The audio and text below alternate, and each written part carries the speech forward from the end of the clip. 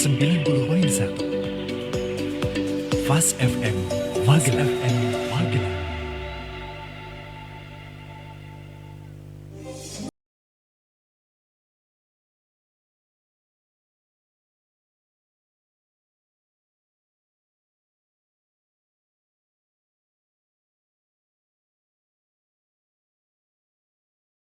Warahmatullahi wabarakatuh. 90.1 Fast FM Family Radio, warna baru untuk keluarga. Selamat pagi keluarga Fast.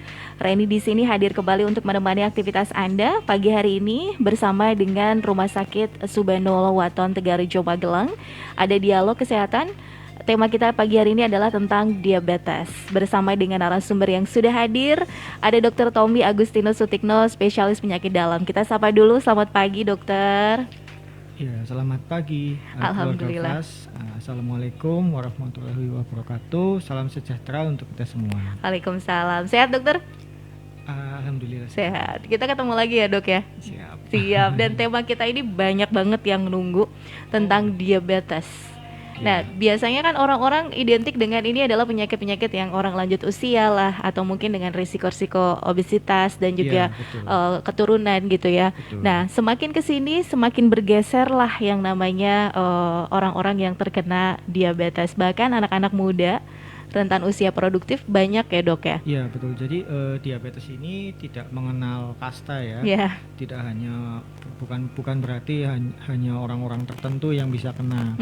Jadi semua bisa kena, baik yang kaya, miskin, baik yang tua, muda, dan bukan berarti harus pejabat atau apa, tidak mengenal strata sosial juga. Ya, oke deh. Tapi sebelumnya kita harus tahu dulu sebenarnya diabetes itu apa sih dokter? Ya. Mungkin bisa lebih jelas di dokter Tommy. Ya, terima kasih ya. Jadi sebetulnya diabetes itu penyakit yang menyeluruh ya, penyakit yang diakibatkan karena gangguan metabolisme, di mana terjadi peningkatan gula darah. Nah, penyebabnya ini biasanya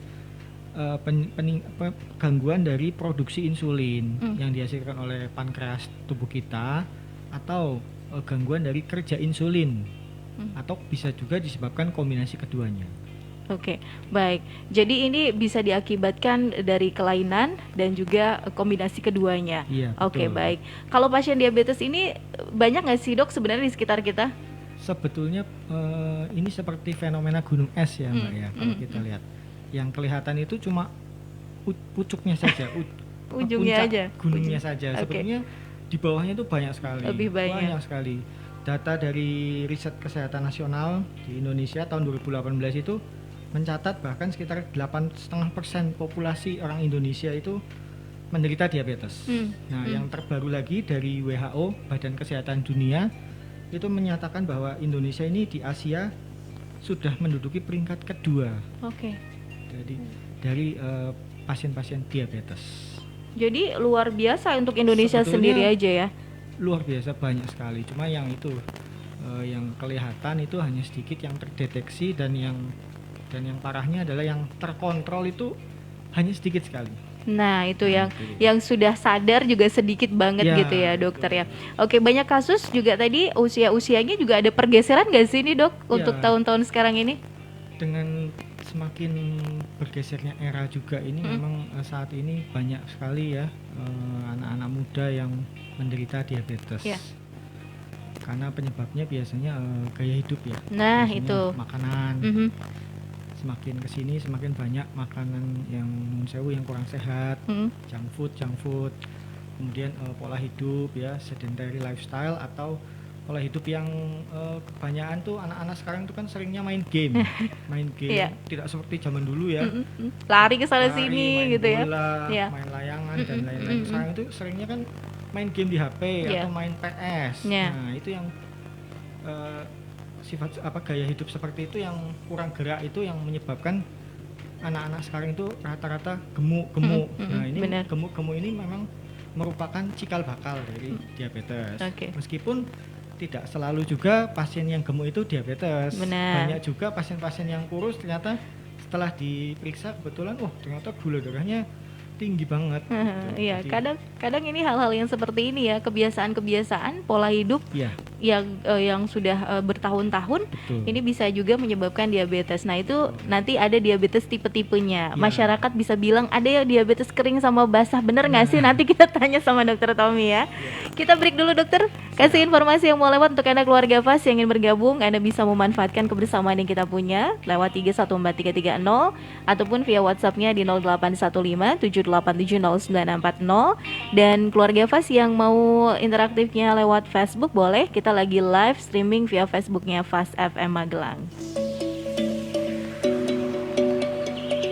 90.1 FAS FM Magelang.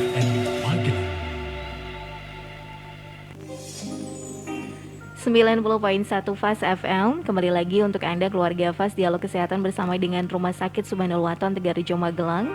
Health Talk kita edisi hari Jumat tanggal 15 Oktober 2021 bersama dengan Dr. Tommy Agustinus Sutikno, spesialis penyakit dalam. Kita masih membahas berkaitan dengan diabetes.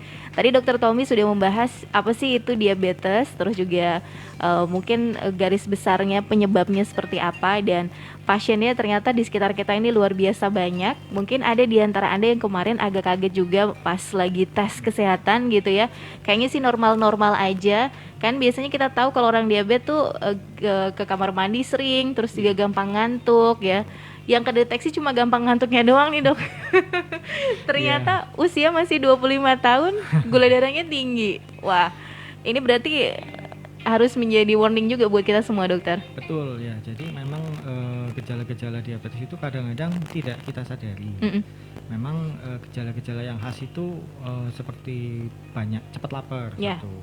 Kemudian kencingnya banyak, tapi harus dibedakan sama anyang-anyangan ya. Kalau anyang-anyangan itu kan kencingnya sering, tapi sedikit dan ada rasa tidak puas. Nah, kalau diabetes itu kencingnya banyak, jumlahnya banyak, ya lancar, kencingnya nggak ada rasa tidak nyaman atau tidak puas. Nah itu banyak kencing, semua cepat haus, banyak minum juga. Kemudian yang sering dikeluhkan oleh pasien-pasien itu sebetulnya adalah kesemutan atau geringgingan bahasa Jawanya. Geringgingan, nyeri-nyeri di ujung-ujung kaki, tangan. Kemudian berat badannya ada yang menurun, tadinya dulunya gemuk mungkin sekarang makin kurus. Nah, berarti kebanyakan orang menganggap wah ini bagus nih, bisa sukses dietnya nih. Ternyata setelah diperiksa gulanya tinggi. Jadi jadi perhatian ya. Dan kalau untuk yang laki-laki ya, yang beberapa pasien saya juga banyak yang mengeluhkan gangguan ereksi. Ya itu juga merupakan keluhan yang cukup mengganggu ya kalau bagi kaum laki-laki ya. Benar. Jadi ini sama halnya dengan aktivitas kita hariannya udah nggak bisa normal seperti biasa begitu ya dokter ya. Oke. Sebenarnya kadar gula darah yang normal batasannya berapa sih dokter? Ya untuk batas kadar gula normal itu kita bagi biasanya ada 3 ya, tergantung saat pemeriksaannya. Kalau kita kebetulan lagi ke rumah sakit atau ke apotek atau kita kebetulan misalkan mau vaksin nih, biasanya kan ada pemeriksaan gratis ya. Dan kita periksa gulanya itu namanya gula darah sewaktu. Nah untuk batasnya kalau gula darah sewaktu itu bervariasi memang, tetapi untuk diagnosis diabetes itu di atas 200. Karena gula darah sewaktu ini kan sangat dipengaruhi oleh makanan. Kemudian terakhir waktu makan berapa jam itu sangat dipengaruhi. Bukan hanya itu, minuman juga mempengaruhi. Makanya kenapa mesti ada harus puasa dulu gitu ya dok? Biasanya kalau di rumah sakit, kalau dokter itu disarankan pemeriksaannya gula darah puasa. Nah untuk gula darah puasa itu kalau kita bilang diagnosis diabetes itu di atas 126. Kalau normalnya itu 110. Ini normal untuk yang puasa ya dok ya? Untuk yang puasa. Baik. Jadi kalau itu bermacam-macam tergantung pemeriksaannya gula darahnya puasa atau sewaktu. Baik. Jadi ketika misalnya puasa udah tinggi, ini risiko ke diabetesnya ada dok? Kalau puasanya udah tinggi, misalkan udah 130, itu tanpa keluhan pun itu kita sudah bisa bilang diabetes. Nah, tapi kalau misalkan gula darah puasanya nih nanggung nih antara 100 misalkan 110 sampai 126, misalkan 115. Nah, itu kita bilang gula darah puasa terganggu. Nah, jadi ini gula darah puasa terganggu ini kalau secara medis istilahnya prediabetes atau keadaan sebelum menjadi diabetes. Nah, ini harus segera lakukan intervensi atau perubahan gaya hidup satu, kemudian tentunya kedua perubahan diet atau pola makannya.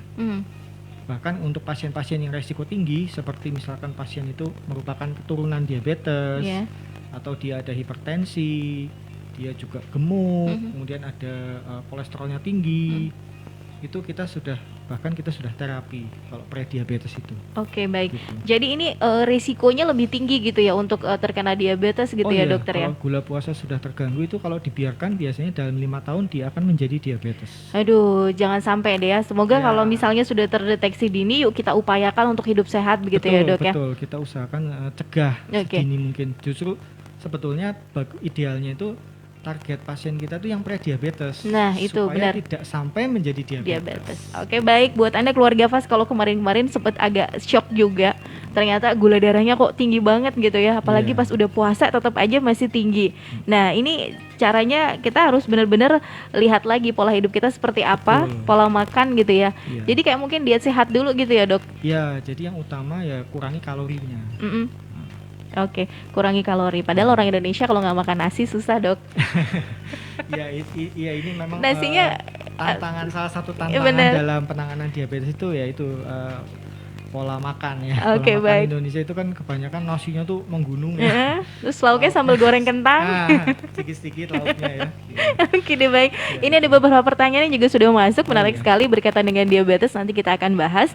Tapi sebelumnya dokter, kita mau tanya dulu nih, ada berapa macam sih sebenarnya jenis dari diabetes itu sendiri? Iya, secara garis besar kita mengenal ada 4 macam ya, Mbak ya. Oke. Yang pertama itu diabetes tipe 1. Kalau dulu itu terkenal dengan yang tergantung insulin. Oh ya. Nah, ini diabetes tipe 1 ini biasanya pada anak-anak remaja. Ini biasanya kelainannya memang secara genetik, di mana memang kelenjar pankreas kita tidak mampu menghasilkan hormon insulin. Jadi memang insulinnya tidak ada sama sekali, sehingga harus dibantu oleh insulin dari luar, disuntik insulin. Itu biasanya mengenai anak-anak, biasanya keturunan itu ya.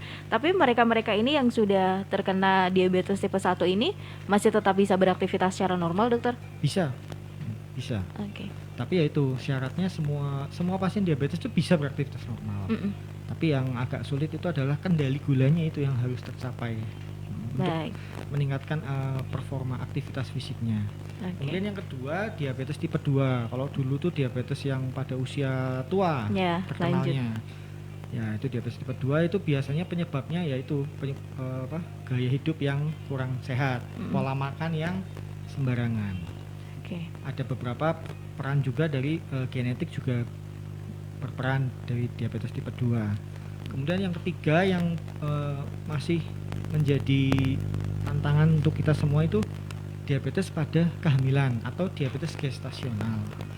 Jadi yang ini kenapa saya bilang menjadi tantangan, karena masih banyak juga ibu-ibu hamil yang gulanya ternyata tinggi dan tidak ditangani dengan baik, sehingga ini akan menyebabkan komplikasi pada janinnya.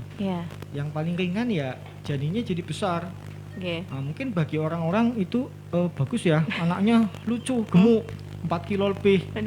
Tapi bagi kedokteran itu ini nggak bagus menurut saya, karena kalau dari bayi sudah gemuk besar sekali, nanti kedepannya juga ada resikonya gitu. Cukup tinggi juga untuk obesitas dan menderita penyakit-penyakit diabetes atau hipertensi atau penyakit kardiovaskular lainnya. Dan jadi disarankan pada ibu-ibu hamil kalau screening di puskesmas itu cek gula darah. Kemudian yang keempat, yang terakhir ini yang memang paling jarang kita temui. Yang keempat ini yang diabetes tipe lain, ini biasanya disebabkan oleh infeksi atau gangguan di pankreas, bisa karena trauma, habis kecelakaan, bisa atau ada infeksi di pankreas sehingga kelenjar pankreasnya itu rusak, sehingga produksi insulinnya juga terganggu. Dan ini menyebabkan tipe lain tadi ya, dokter. Betul. Baik, kalau untuk usia kehamilan, pada kehamilan memang kasusnya banyak juga, dokter ya. Tadinya awalnya nggak ada gejala diabetes, tapi ketika pas hamil naik gula darahnya tinggi. Iya betul. Biasanya malah jarang ada keluhan kalau yang awalnya hamil. Biasanya seringnya kalau keluhan gula tinggi pada wanita hamil itu ibu hamilnya sering infeksi saluran kencing. Karena gulanya tinggi itu tadi. Jadi disarankan memang pemeriksaan gula darah itu terutama pada usia kehamilan 24 sampai 28 minggu. Itu harus dilakukan screening sebaik-baiknya. Tapi trimester pertama 12 minggu juga sebetulnya sudah boleh. Kita untuk menyingkirkan diabetes yang sudah terjadi sebelum kehamilan, tetapi mungkin belum terdiagnosis. Jadi itu namanya pasien diabetes yang hamil. Jadi bukan diabetes pada kehamilan. Kalau diabetes pada kehamilan itu sebelum hamil itu gulanya bagus. Normal. Tapi setelah hamil, nah dia gulanya tinggi, naik di atas 200. Nah ini diabetes yang terjadi pada kehamilan. Pada beberapa kasus setelah pasien melahirkan itu bisa kembali normal. Tetapi 20% itu menjadi diabetes tipe 2. Baik. Ini ada pertanyaan yang juga pas lagi hamil juga nih dokter. Ya, saya dari ibu yang ada di Magelang. Kebetulan kemarin emang cek gula darah agak tinggi. Kehamilan saya ini sudah masuk usia 7 bulan. Doakan ya dokter, semoga lancar sampai tujuan. Amin. Amin. Gula darahnya itu tingginya berapa? Nah, iya ini gula darahnya kok nggak dikasih tahu ya. Saya di sini aja cuma disuruh kurangin kalori, kurangin manis ya. Kalau misalnya minum susu tidak usah ada tambahan gula dan lain-lain. Dan saya biasanya untuk menghilangkan rasa mual tuh biasanya saya suka konsumsi es krim. Sekarang agak dikurangi. Nah, apa yang harus saya lakukan nih dokter? Nah, itu tergantung dari gula darahnya. Memang untuk diabetes pada kehamilan karena obat-obatan itu sangat-sangat terbatas ya. Beda dengan yang tidak hamil. Karena berkaitan dengan janinnya juga. Kita harus memikirkan janinnya. Jadi obat-obatan yang terbatas itu mengakibatkan penanganan pertama pada pasien dengan diabetes pada kehamilan memang pengaturan makanan. Saya setuju dengan ibu yang tadi bertanya itu, berarti mengurangi kalori itu setuju sekali. Tapi harus ditambah dengan aktivitas fisik juga, olahraga juga. Nah untuk ibu hamil, apalagi ini kan sudah 7 bulan ya, berarti sudah mau masuk trimester ketiga kan. Sebetulnya untuk olahraga sudah mulai mungkin senam-senam hamil ya sudah bisa dilakukan. Atau jalan ya dokter ya? Jalan, jogging, bisa pelan-pelan aja. Untuk obat-obatan itu tergantung dari kadar gulanya. Kalau memang tinggi sekali ya mau tidak mau harus yang paling aman itu adalah memang insulin untuk ibu hamil itu. Karena kalau obat-obat yang diminum itu rata-rata keamanan untuk kehamilannya itu C. Jadi tidak disarankan. Kecuali kondisi gawat darurat. Gawat janin atau gawat darurat. Baik. Jadi memang kita yang harus berusaha sebagai sebelum ini kan, karena kemarin-kemarin waktu lagi sebelum hamil kan masih normal-normal aja gitu ya dok ya. Ketika hamil ada mungkin karena konsumsi makanan harian dokter? Salah satu faktornya bisa, tetapi penyebab kalau di kedokteran itu lebih ke hormonal ya. Hormonal. Ya, karena pada kehamilan itu kan ada perubahan hormonal. Benar. Nah, itu kadang-kadang mengganggu metabolisme, terutama insulinnya juga bisa menyebabkan gangguan. Baik. Sebelum kita lanjut ke materi, untuk diabetes pada ibu hamil ini setelah melahirkan apakah ada kecenderungan tadi dokter bilang 20% ini? Bisa berlanjut menjadi diabetes tipe 2. Kalau tidak dibarengi dengan terapi tadi ya dokter ya? Utamanya ya itu perubahan gaya hidup. Asupan makanannya harus diatur, kalorinya harus dihitung. Memang itu rumit ya, cukup rumit kalau yang betul-betul itu harus dihitung jumlah kalori per hari. Jadi tergantung dari jenis kelamin, aktivitas fisik, kemudian apakah pasiennya obesitas atau enggak, gemuk apa enggak. Kemudian apakah pasiennya ada sakit apa enggak, sakit-sakit lain. Jadi itu kita harus ada perhitungannya. Benar. Apalagi kan setelah melahirkan harus menyusui ya dok ya. Itu jadi harus betul-betul dihitung dengan cermat. Benar. Jadi jangan sampai dietnya itu malah mengurangi ASI. Baik. Nanti kita masih akan membahas kembali. Dokter, kita break lagi sebentar. Kasih informasi yang mau lewat keluarga Fas untuk Anda. Silakan yang ingin bergabung. Anda bisa bertanya langsung dengan narasumber kami lewat 314330 ataupun via WhatsApp di 0815 787 0940. 90.1 Fas FM Magelang.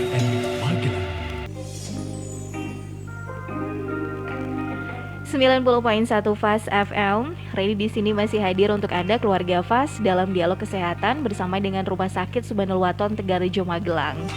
Masih bersama dengan Dr. Tommy Agustino Sutikno, spesialis penyakit dalam. Kita juga masih akan membahas tentang diabetes. Jadi untuk Anda keluarga Fas yang mungkin sebagai pasiennya Dr. Tommy, nah bisa dilihat nih di Facebooknya Fas FM. Sampai jam 10 nanti Dr. Tommy akan membahas tentang diabetes. Tadi dokter udah sebutkan beberapa jenis dari diabetes ya dokter ya. Dan ini juga menarik, ibu-ibu hamil nggak perlu worry ketika gula darahnya naik pas lagi kehamilan, mungkin bisa diatur dengan pola makan dan olahraga ya dok. Oke, baik dokter, ini ada pertanyaan yang masuk ke redaksi kami, sambil dijawab ya dokter, dari Pak Agus yang ada di Temanggung. Dokter, saya punya orang tua yang punya penyakit gula. Nah, kemarin sih sempat periksa kalau gula darah saya pas puasa ini 170. Iya. Nah, ini apakah saya bisa cenderung ikut kena diabetes walaupun saya olahraga dan lain-lain sebagainya? Terima kasih, mohon pencerahannya dokter. Ya, terima kasih Pak Agus ya dari Temanggung ya. Baik, Pak Agus, ini mengingat latar belakang keluarga ya. Satu, itu merupakan faktor penting juga. Ya. Kemudian usia, saya usianya. tadi usianya belum disebutkan. Usia ini kalau kriteria screening untuk screening diabetes itu di atas 45 tahun itu wajib dilakukan pemeriksaan memang. Kemudian kalau tadi udah ada faktor resiko keluarga dan gula darah puasa 10-12 jam itu sudah 170, ini memang kecenderungan tinggi sekali untuk Pak Agus ini diabetes mellitus juga. Meskipun memang mungkin Pak Agus ini olahraganya bagus ya, pola makannya sudah bagus ya, tapi itu tidak serta-merta 100% menjamin. Karena ada tadi peran faktor genetik tadi yang cukup kuat juga. Dan perlu dilakukan pemeriksaan juga mengenai bagaimana tekanan darahnya Pak Agus. Kemudian kadar lemaknya, kolesterol, LDL-nya berapa. Itu juga penting. Oke, baik. Jadi memang ini butuh screening lebih lanjut ya dokter ya. Ya, pokoknya harus konsultasi dulu. Betul, itu kalau sudah 170 itu sudah harus di treatment. Dan baik, silakan saja bisa langsung datang ke Rumah Sakit Subhanul Waton Tigarejo Magelang. Nanti ada tes lagi gitu ya dokter ya.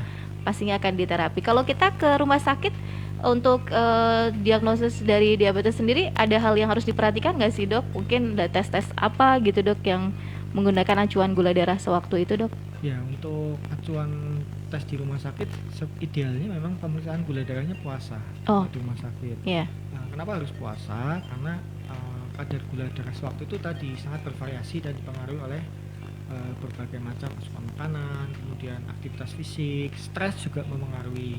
Nah, kemudian puasa ini biasanya kita periksa lebih dulu karena kita jadikan target yang pertama dulu.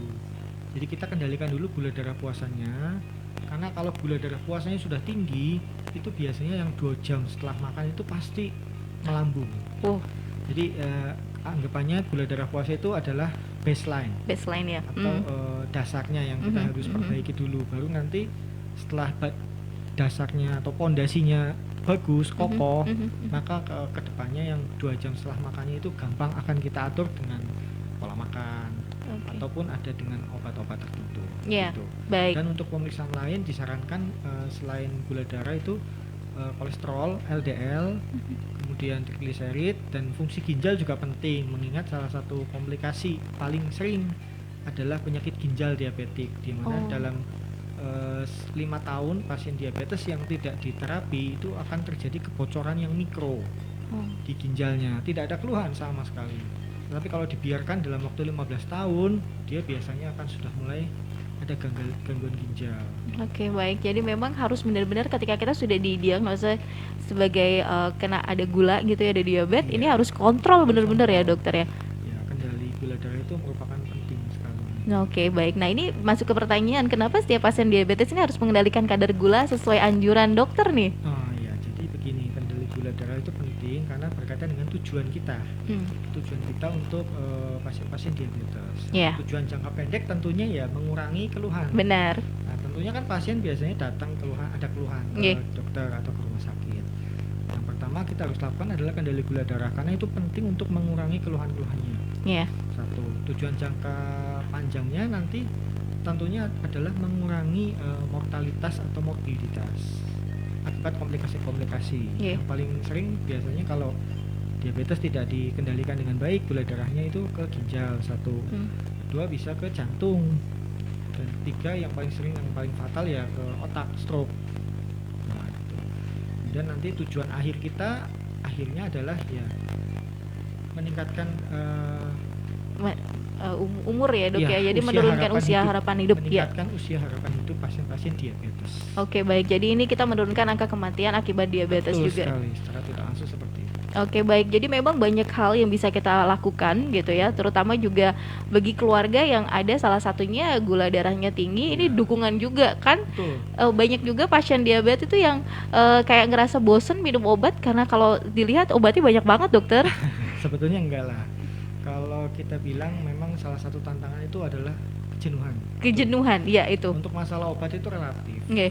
Ada pasien saya yang dengan disiplin yang ketat, Nggih. dengan olahraga yang rutin, pola makan yang disiplin, itu saat ini sudah dengan pengobatan yang sangat minimal. Oke. Jadi tinggal 1 kali sehari saja. Wah. Nanti bulan depan saya rencanakan, mungkin kalau saya cek bagus, mungkin sudah mulai saya stop obatnya. Berarti ini stigma masyarakat yang harus benar-benar diedukasi ya dok, diluruskan ya dok ya. Edukasi itu merupakan salah satu pilar dari Benar. penanganan diabetes. Edukasi, dietnya, dan olahraga, baru yang keempat itu obat-obatan. Jadi nggak usah takut kalau kan banyak stigma di masyarakat bilang obatnya kalau banyak obatnya banget. ini banyak, terus nanti obatnya menyebabkan gangguan ginjal, obatnya menyebabkan keracunan dan lain-lain. Ya itu tergantung. Kalau memang mengobati sendiri ya bisa saja. Iya. Nah, tapi kan kita akan lakukan pengawasan terus ya, dimana memang kalau sudah mulai ada kontraindikasi tentunya kita stop obatnya. Baik, karena pun sudah ada riset sebelumnya ya dok ya kaitan dengan keamanan. Oke, baik, jadi untuk Anda keluarga Fas ini stigma yang harus diluruskan ya. Ternyata ya, karena kalau Anda disiplin, tertib ya, bukan hanya cuma tertib berlalu lintas ya dok ya, tertib minum obat ini juga bisa menuju kesembuhan yang luar biasa kan. Betul. Jadi kalau pengen minum obatnya nggak banyak-banyak ya harus tertib ya dok. Ya, itu yang agak sulit kan, kita harus bisa mengendalikan lidah dan mata kita. Wah itu yang agak-agak berat. Oke, baik. Ya dok, ini ada pertanyaan lagi dokter. Kalau di masyarakat tuh suka ada bilang diabetes kering. Wah, ini yang lebih parah malah diabetes basah. Sebenarnya pengertiannya seperti apa sih dokter? Ya, memang secara umum di masyarakat ada istilah diabetes kering dan basah. Tetapi kalau secara kedokteran sebetulnya itu tidak ada. Nah, yang dimaksud diabetes kering ini diabetes yang itu tadi, yang tadinya gemuk orangnya, kemudian tiba-tiba dia makin lama makin kurus. Kemudian biasanya disertai komplikasi lain seperti nyeri-nyeri sendi, nyeri-nyeri ujung kaki, rasa panas, terbakar, kesemutan. Kemudian disertai gejala-gejala lain seperti cepat haus, cepat lapar, lemas, dan lain-lain.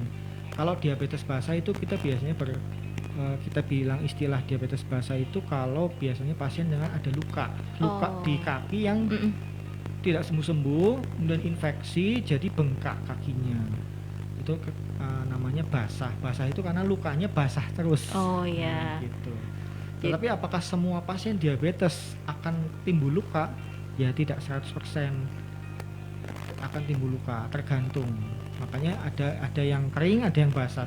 Sebetulnya ya itu masalah komplikasi aja. Oh, itu ada ke arah ke komplikasinya dokter? Iya, sebetulnya arah komplikasi. Kalau yang basah itu ya dia sudah mengalami komplikasi berupa luka dan kaki diabetes.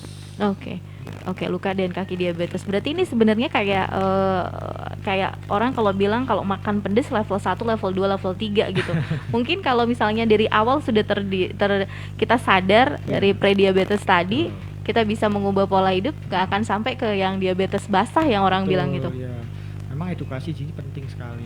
Jadi edukasi itu pertama harus menjelaskan diabetes itu apa, perubahan pola makannya gimana, aktivitasnya bagaimana.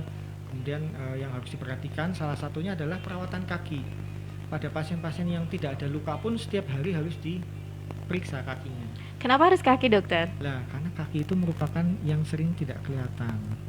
Dan yang sering kan kalau kita pakai sandal atau ternyata sendalnya ada pasirnya atau ada sesuatu yang tajam, itu kadang-kadang kita nggak kerasa. Kalau di tangan kan kita sering lihat ya. Kalau di kaki itu jarang ada orang memperhatikan kaki setiap malam. Kaki kita diperhatikan, di sela-sela jari kakinya diperhatikan, itu kayaknya nggak ada. Kalau jari tangan tuh kan kita pakai untuk makan, cuci tangan dan lain-lain. Kalau kaki itu relatif jarang diperhatikan lah Oke. oleh orang yang normal. Mm. Nah pada diabetes ini kadang-kadang itu karena kita lengah, Nggih. tiba-tiba udah Luka. nggak kerasa, nggak nyeri, karena itu tadi sudah timbul komplikasi lain, yaitu gangguan saraf, neuropati namanya. Gangguan saraf ini bisa rasanya bisa panas, bisa tajam seperti ditusuk-tusuk, Nggih. bisa baal.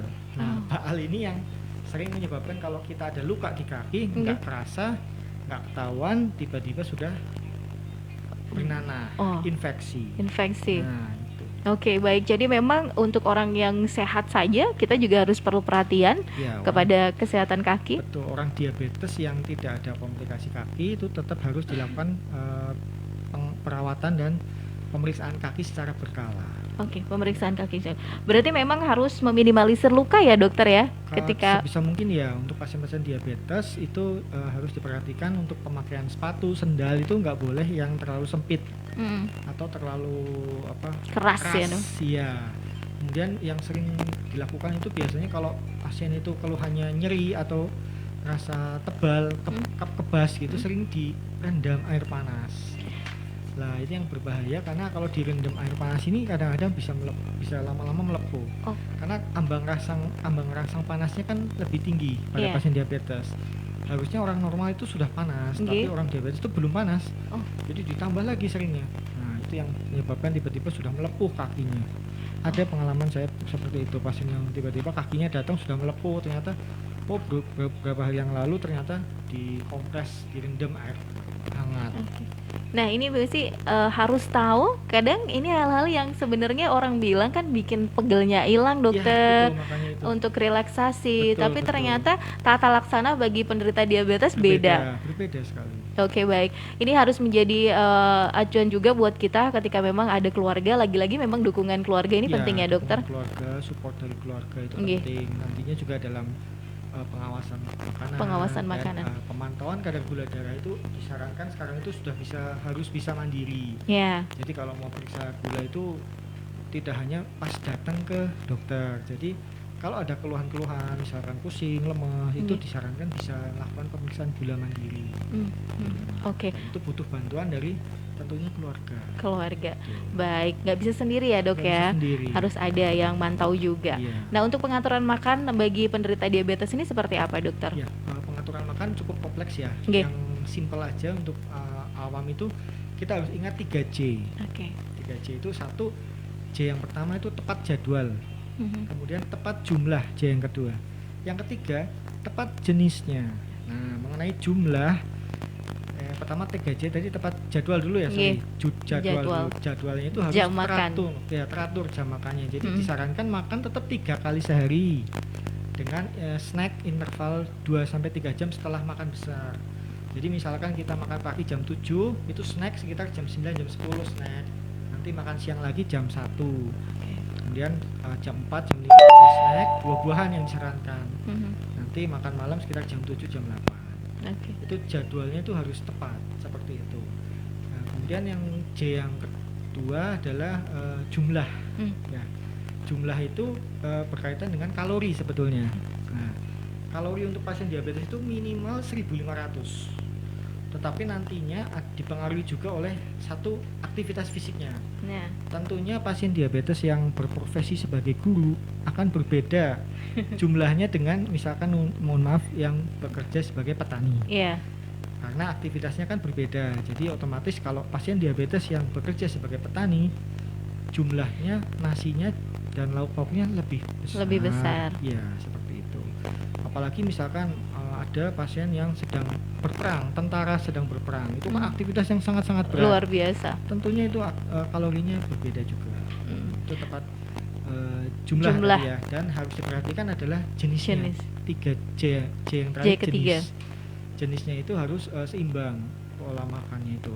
Maksud saya kalau kita makan karbohidrat itu nasi, mie, kentang itu termasuk karbohidrat. Iya, jadi jangan dikombinasi dalam satu kali makan. Iya. Jadi kalau kita mau makan mie ya sudah mie aja. jangan sama nasi. Oh ya. Seringnya kan kita sudah makan mie tambah nasi.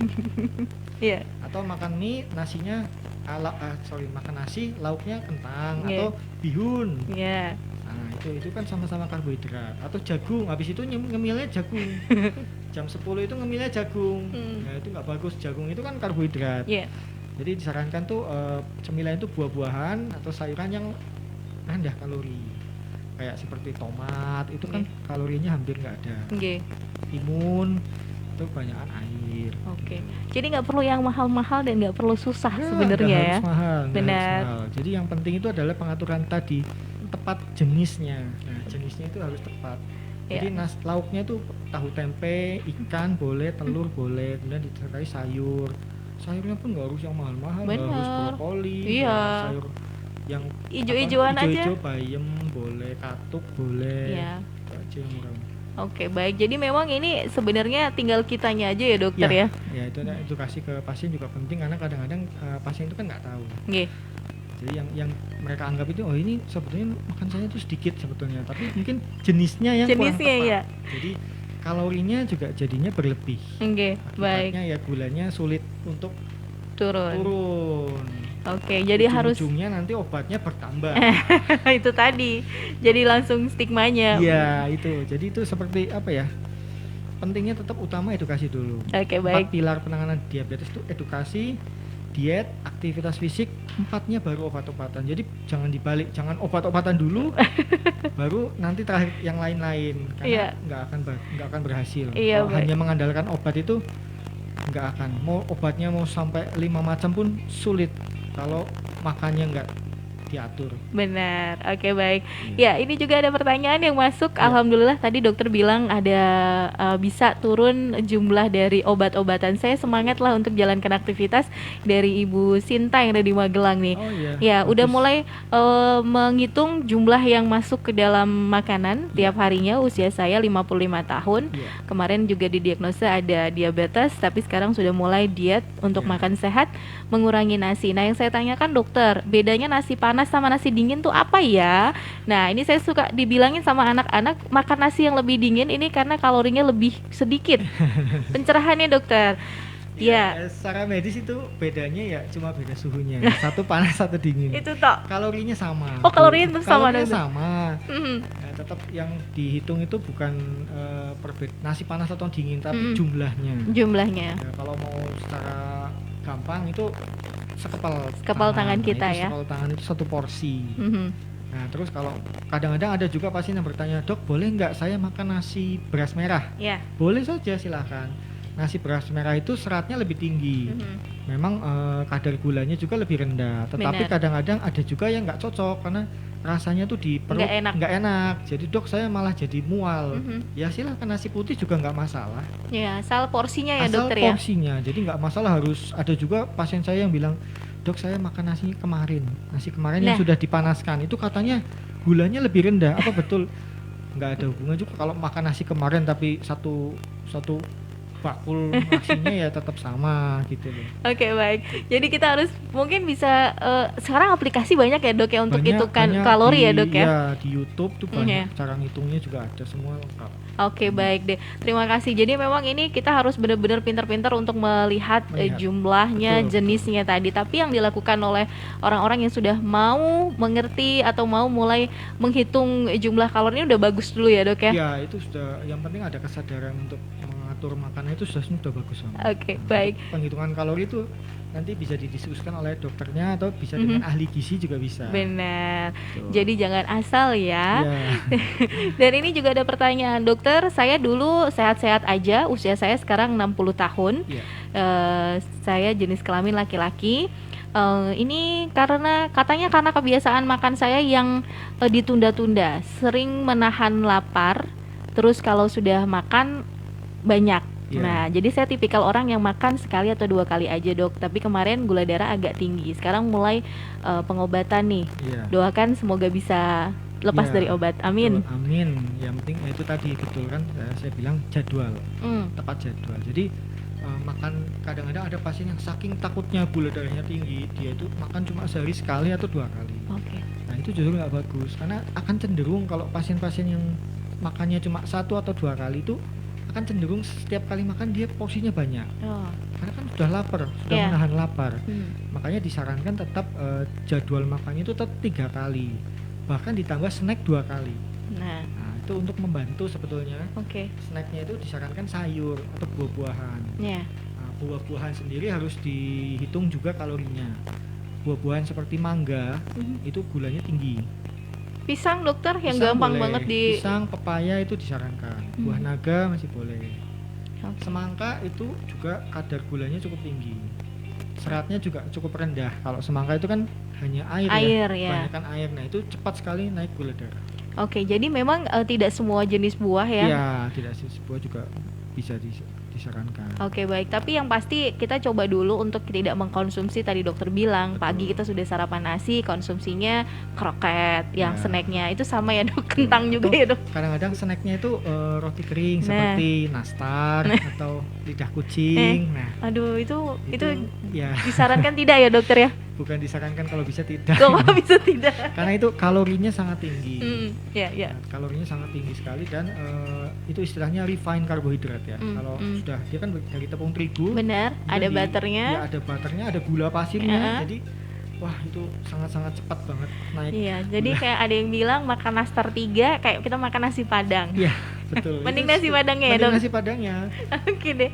Nah, ini ngomongin nasi padang, ada pertanyaan juga dari Pak Bowo yang ada di Magelang. Dokter, saya punya diabetes, saya agak susah untuk makan, memilah-milah, jadi agak takut. Jadi sekarang makannya yang agak-agak sepah rasanya. Boleh nggak sih dok, kapan-kapan saya makan nasi padang lagi? Nah, boleh. Ini itu tadi boleh. Jadi pasien-pasien diabetes apakah tidak boleh makan gula sama sekali? Ya boleh tentunya. Kasihan tuh makannya kalau tanpa gula. Apalagi mohon maaf kalau misalkan pasien diabetes dengan hipertensi. Berarti hambar sekali, nggak boleh asin, nggak boleh manis. Lah. Aduh. Kasihan ya. Makannya pepes. Iya, itu.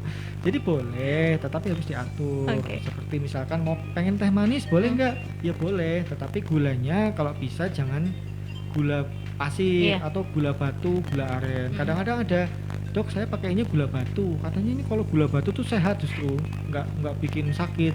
Ya betul, tapi gulanya tetap tinggi. Jadi disarankan kalau mau yang manis-manis ya pakai gula yang khusus untuk penderita diabetes. Gula jagung ya. Gula jagung. Oke, baik. Jadi memang sebenarnya sudah ada banyak bisa dimodifikasikan ya dokter ya. Hanya kita tinggal berhati-hati. Boleh kita makan makanan seperti waktu sehat, cuma jumlahnya ya dokter. Jumlahnya itu yang kadang-kadang kan sulit ya mau mengendalikan. Kadang-kadang kalau misalkan di rumah tuh udah habis makan, duduk di ruang tamu, waduh banyak cemilan. Nah itu makanya kita harus diutamakan itu adalah mengendalikan mata dan lidah. Oke, baik. Saya mulai mengendalikan mata dan lidah saya. Sulit. Iya, baik. Dokter, kalau kita ngomongin juga untuk orang diabetes, tadi kan dokter bilang masalah sendal dan sepatu aja ini bisa menjadi perhatian khusus begitu ya. Nah, ketika olahraga nih dokter, itu kita pakai sepatu yang harus yang lebih empuk. Ya, sepatunya otomatis yang nyaman ya. Nyaman dan empuk dan tidak membuat lecet di kaki. Dan olahraga ini jangan, kadang-kadang pasien itu menyamakan olahraga dengan aktivitas. Contoh, dok saya aktivitasnya sudah ke sawah atau ke kebun. Saya udah bebenah rumah itu udah aktivitas. Ya, ada ibu rumah tangga misalkan saya ngepel, saya nyapu, saya nyuci baju, nyuci piring, masak. Udah capek banget loh itu dok. Ya, memang betul capek ya. Saya tahu. Cuma namanya olahraga yang dimaksud di sini adalah olahraga yang mempunyai interval. Interval itu harus rutin, durasinya juga harus rutin dan memiliki target.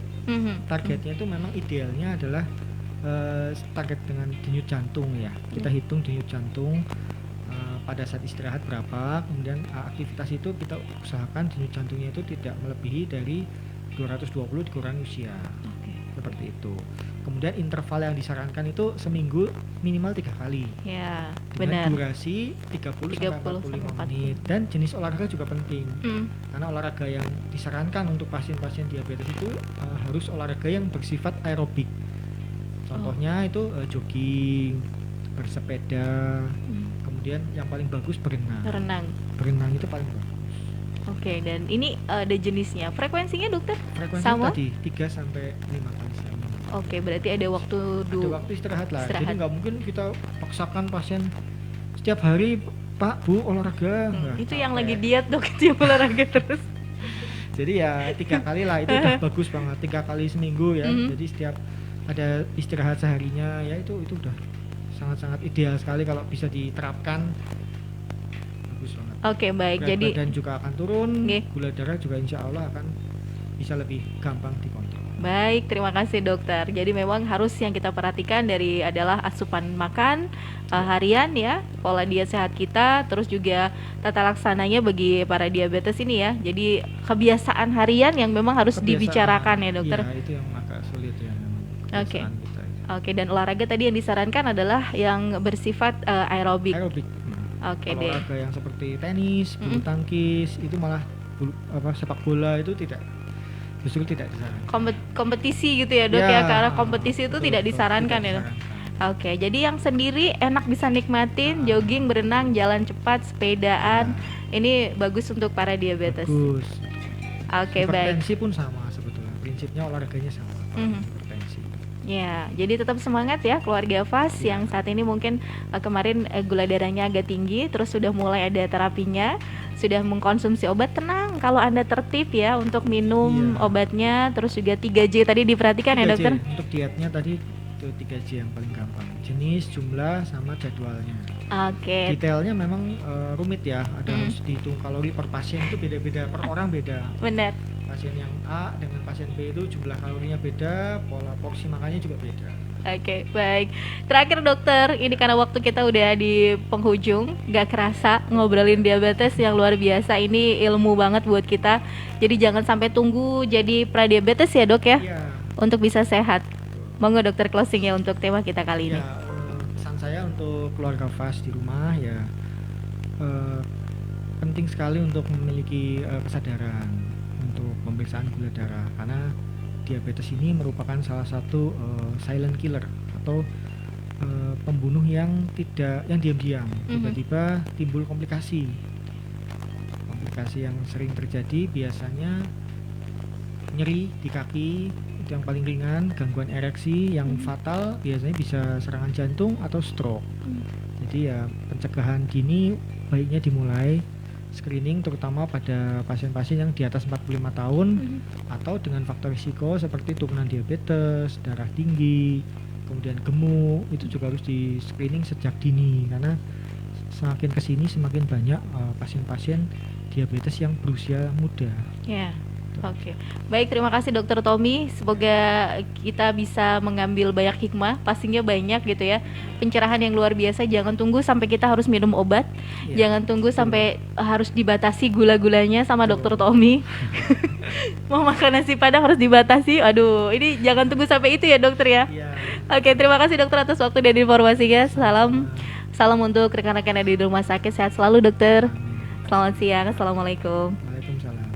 Baik, demikian tadi keluarga FAS Dialog Kesehatan bersama dengan Rumah Sakit Subhanul Waton Tegarrejo Magelang dengan Dr. Tommy Agustinus Sutikno, spesialis penyakit dalam. Semoga bermanfaat dan mohon maaf kalau ada beberapa pertanyaan yang belum sempat kita bahas. Insya Allah nanti kita tampung dulu. Ketemu lagi di edisi depan dengan tema-tema lebih menarik lainnya. Ini akan lanjut di FAS Famlia setelah ini. Terima kasih dan selamat menikmati keluarga FAS. Lanjutkan aktivitas juga. 90.1 FAS FM, FAS FM